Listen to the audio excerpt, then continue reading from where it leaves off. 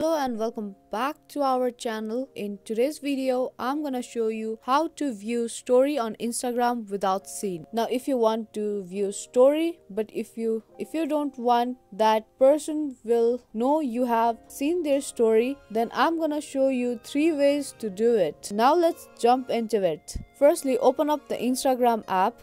Now, if you want to see the story without scene, then firstly you have to tap on other story before that story and then tap until their last story. After that, hold and swipe the story gently,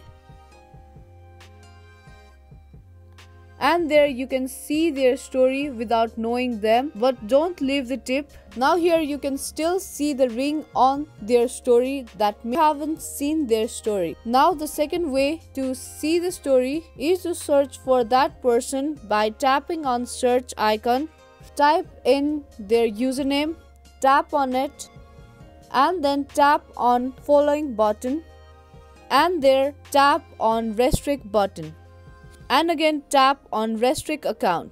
Now by tapping on following, you can see you have restricted that person. Now you can see all the story and you will be still not listed in the seen list, but make sure to restrict that person for 24 hours. Now let's head over to the third way. Now to do that, head over to the web browser and then search for Insta Story Saver.